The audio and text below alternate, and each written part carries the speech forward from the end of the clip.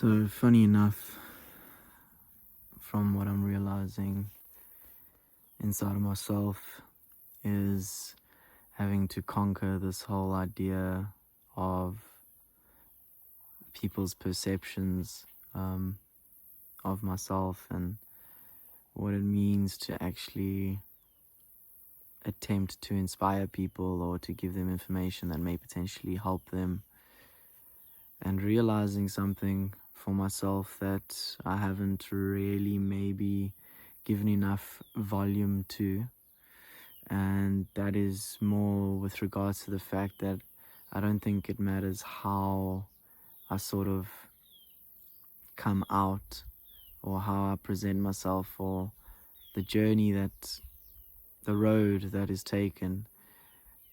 I think one way or another we're always going to project part of ourselves onto the things that we're seeing outside of ourselves. So that will ring true for myself and the way that you guys see me, or the way that the future people that find this page and that find my content interesting enough to follow.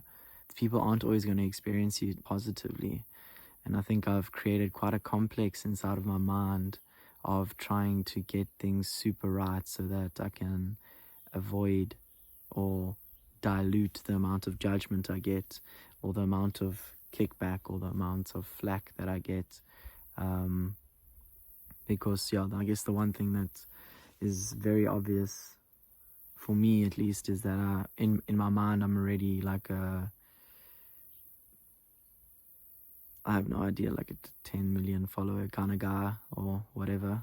Don't even know the actual numbers, like I can't really say I know exactly. 20, 30, whoever cares. Just large group pretty much. And in my mind that's what I plan for, and that's how I go forward with things. It won't always look like that, obviously, from the outside. I got to start from where I'm at, but in my head and the way that I see and the visions that I have, it's very like, it's very expansive, and it involves a lot of people and a lot of influence. And the journey of sort of learning what that means and how to deal with that is so wild, because I'm presenting to what is probably around about 50 people that engage consistently. Videos are hitting at like 500 views ish, sometimes 200 and whatever. So it's not really a massive audience that I'm presenting myself to at the moment, but a lot of the stuff that, or should I say, a lot of the ways that I go about it is as if that's already the case. And then I transition into a case of, or into a state of, okay,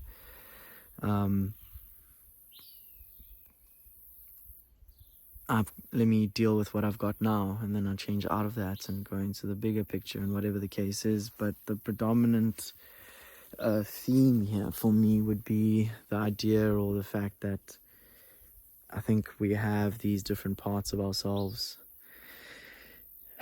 that we think people are just going to, we hope people are just going to like us, and I don't know if that's necessarily the right way to be going about things. Even just from our day-to-day social media side, digital world aside, if we can just be authentic with ourselves and be as real about ourselves and as in touch with our flaws and our animalistic aspects, then perhaps we can allow ourselves to become more secure in how we relate to the outside world and the things that people say about us. Or sometimes it's not even stuff they say, sometimes it's just actions, and we relate those actions as being towards us, oh, that person looked at me funny and it means they got a problem with me or whatever. And I really think that it's probably just a part of being human, so it's okay to have it, but to be ruled by it, it's quite tiring. And I think to a degree in social media, if I'm honest with myself, I'm probably ruled by it a little bit, by wondering what you guys think about things being taken in, and by trying to be maybe just a bit too perfect, and also maybe just scared of what expression of me comes out if I do just forget about you guys, if I do just like go into my own realm and start doing my own thing. It's that whole, I think the quote from Mandela sort of comes to mind right now, which is, what was it? It's not the darkness that we fear, but the size of the light inside of us that we do. And I can relate to that for sure. Sometimes scared of what I feel my potential is.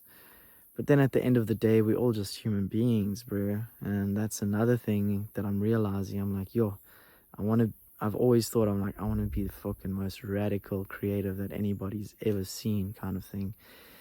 And with social media being created and all these content, all this talent being able to just now have their own Netflix, if you will, it just makes you realize, you're like, some of the creatives in this world are remarkable. They're amazing. Not only some, a lot. There's a huge portion of people doing and creating content that is just so cool, and has so much talent, and you can tell it took so much time to fine tune and to get good at, and whatever the case is. And that sort of humbles me out big time, because it changed my perspective into, okay, rather than trying to be the best, how can I do something that is just different, uniquely me? And that's quite a significant change. And I mean, if we're trying to be the best at something, fuck, my bro, it's difficult because people are crazy. We are gifted, we are talented, and chances are that there's someone out there that's going to be able to perform better than you at that thing. Chances are. So for me, it's like sort of a whole situation of of just trying to become as uniquely me, an individual, and unique as I can be, and as uniquely me as I can be. And that's pretty much the best that I'll ever be able to do. And it might not be the most significant dancer or the most prolific influencer or the most prolific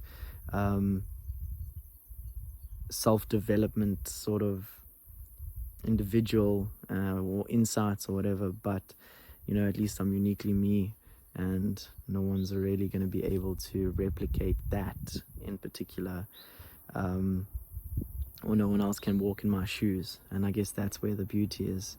That's sort of what this channel's about, in a way.